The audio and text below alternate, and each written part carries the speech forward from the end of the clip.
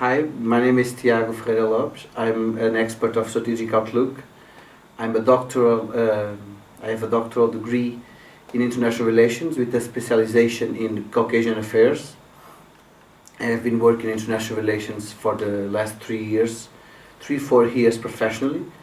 It's been an intense experience, and what we have seen in the last few years is that the international relations arena is changing really fast. So I believe platforms like Strategic Outlook are important for that, because they give us a lot of information about what's happening, and they do it in a very professional way, but also concise way and very daily life way. It's not too much academician, but it's not at the same time too much journalistic. It has a very interesting balance.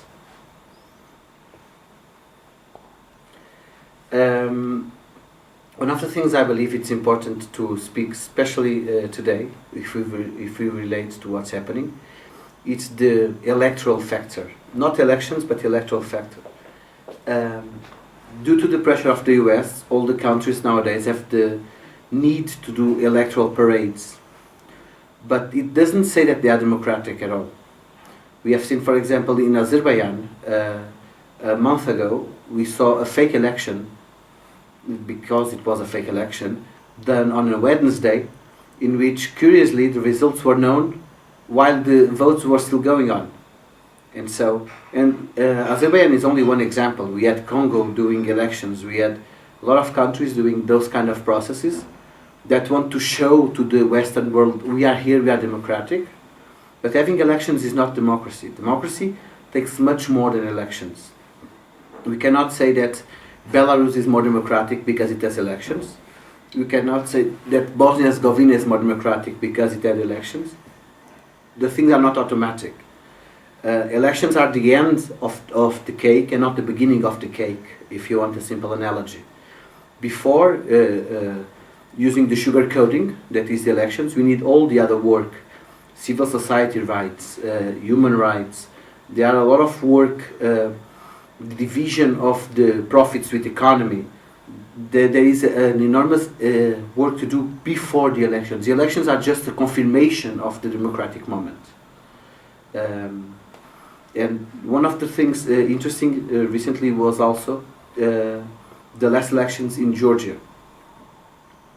The elections in Georgia, to me, they are a big concern, because they showed an interesting path in terms of democratic transition that is still going on. They happen in a very calm mood. There was no bigger problems. They happen in a very democratic environment. We had 23 candidates. It's a big number of candidates, a little bit like in Iran.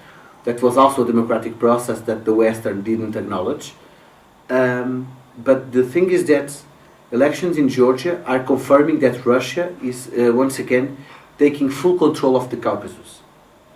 Russia has lost a lot of control in the last few years in the Caucasus, especially with Saakashvili opposition. But now it regained full control. It was able to maintain a loyalist president in Armenia. We saw the elections in Armenia that confirmed the Russian momentum. They were now able to elect a candidate closer to Zidina Ivanishvili, that is a very pro-Russian prime minister. We will have a much more pro-Russian presidency now. And even if Aliyev in Azerbaijan is not fully pro-Russian, he is also not fully pro-Western. So what we have is basically a control of the South Caucasus via Moscow. In Moscow, at the same time, is rebuilding its influence on Middle East. Syria was only the tipping of the iceberg. Libya was also important to this rebuilding process. And the most interesting part is that, especially now that I work with a Turkish platform, we are seeing the Turkish influence outside vanishing. And that's something that is interesting and also a little concerning. In a world that is more and more regional, and the superpower idea is disappearing from the global world, Turkey is losing its side. The natural leader of the Middle East region would be Turkey, or in a different momentum it would be Egypt. the two of them would compete by regional influence. What we have is Russia with a major influence, and also China in the back door, working especially via money and via the African states. And it's a little intriguing to me, why is Turkey losing the opportunity to take the Middle Eastern card? And that's something that I will try to work in my next research with Strategic Outlook. That's something that I believe that all the team in Strategic Outlook is looking for. And to finish this message, I would say that 2014 is going to be a very interesting year to follow. We will have a lot of geopolitical questions to see, a lot of intriguing political events to see. For example, the elections in Czech Republic. What is the result of that? We know that the communists are going to get, for the first time in almost 30 years, elected officials. What will be the result of that in the parliament? We also know that Russia will have the Sochi Olympics that are highly criticized by the Circassians, and they should be highly criticized. We cannot disregard the genocide, even if Russia doesn't acknowledge it. It was a genocide by all meanings. And the countries will go to a land in which it happened. We will also have the Football Cup in Brazil. And even if Brazil seems really peaceful, we cannot disregard the protests that are happening this year. And that society in Brazil is getting a little tired of this image of just party.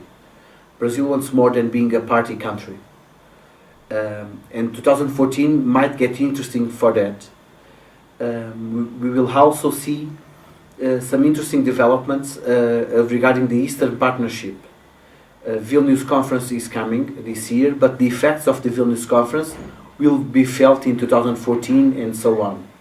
So 2014 is definitely a year to be watchful for.